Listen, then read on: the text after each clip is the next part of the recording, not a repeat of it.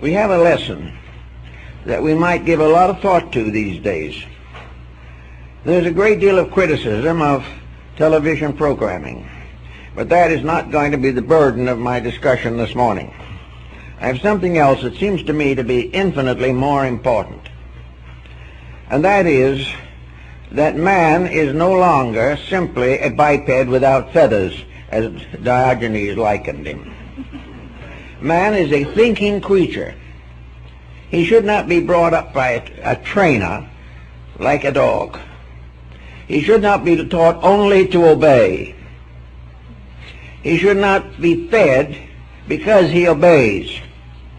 He should not have a life of luxury, perhaps, because he happens to obey a rich person.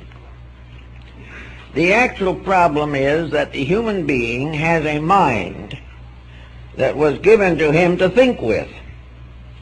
It was an active organ to do something. It was not simply a receptive faculty to listen, to hear, and to see. Most people in various fields of activity never participate in those practices and policies which stretch the mental power and make it do things that we want it to do. In the modern world, we train the mind by education to give us a profession or a trade or a craft or membership in a union or whatever it may be. We listen to the instruction, we get the job, we stay with the job, and in all this procedure we have done very little thinking. We have followed policy, we have obeyed rules, we have done what the boss told us to, and we may have taken a few special courses in computerization or something of that nature. But the real creative faculties of the mind have not been used at all. So at the end of one of these harrowing days, in which most of the harrow has now been eliminated, we go home, sit down in front of the television, and perhaps spend anywhere from 2 to 6 hours watching what?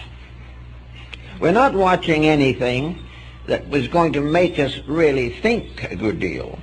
If it's an educational program, it'll be turned off very quickly. We watch sports. We listen to the news, which is usually highly influenced politically. We go through a few horror dramas, westerns, a few very poor humor programs, and then settle down to the great run of family epics, in which we learn nothing, but may choose 1 or 2 characters to pull for because they seem to create sympathy, and 1 or 2 whom we love to hate because we don't like them. Now, this constitutes a big intellectual experience. And by the time we have finished with that, we're so exhausted we fall into bed. In the daytime, we have all kinds of domestic programs which may or may not bear upon any factual situation. We may have a few instructive ones on non-commercial programming. But we listen, we watch, and that just go out and get a cold beer or something of this nature. Nothing happens upstairs in ourselves. Nothing is being developed as a factor in the growth of our own thinking. We are not thinking, actually, and if we are thinking, we are not doing anything about it because most of the thoughts are non-factual. So here we go all through an entire lifetime, surrounded by all types of information, which we accept only through the eyes and ears. And when the time comes, we do very little to solve our own problems.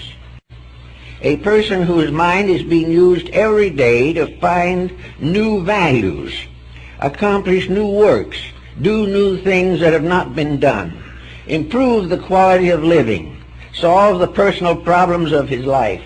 These are the things that help to exercise the mind. But to drift along from work to television to bed and then up and again the next day is not doing anything to make people. It is only continuing a humdrum which is only one step above animal existence. This means that in some respect, we need creative programs. Now, a creative program is something that we do because basically we want to express ourselves. We do not wish merely to do what everyone else does. We want to do something that will satisfy our own inner impulses. But for the most part, these impulses just are not active enough to give us any positive directive. So it seems that one thing we have to do to get away from this hypnosis of the tube is to realize that we have faculties within ourselves that do not need to be subjected to this continual negative conditioning, that we are simply capable of thinking rather than merely of watching the antics of someone else. It's so everywhere today. In music, we have the same problem.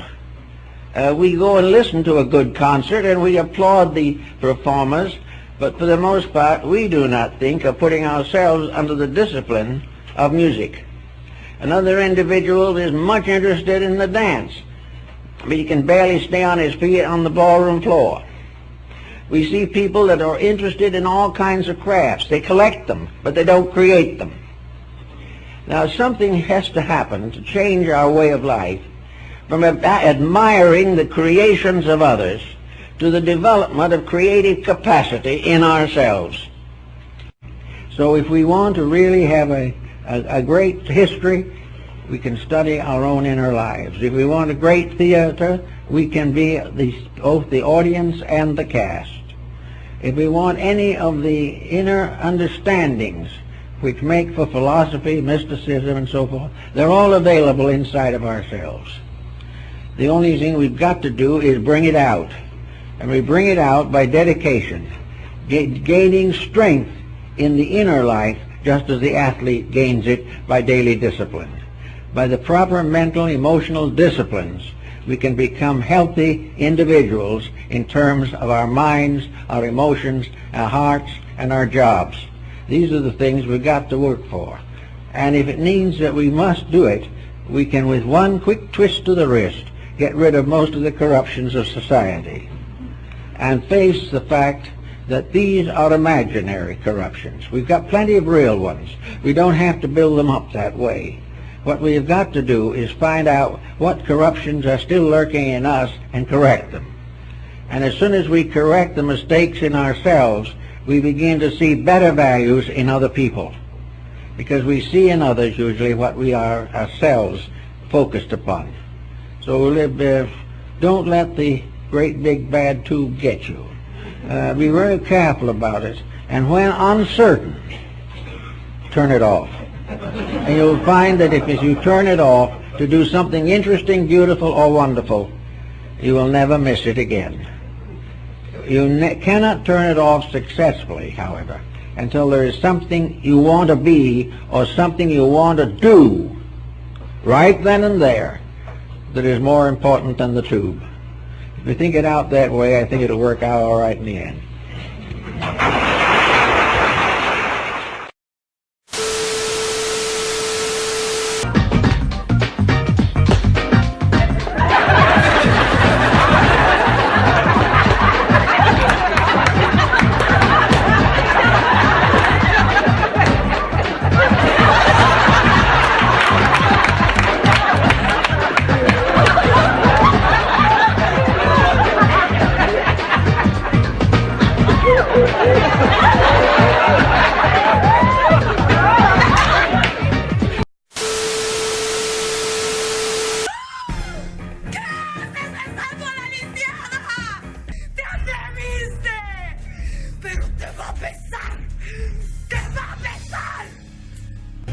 Una paliza que no vas a olvidar en tu vida inválida del demonio. ¡Déjala!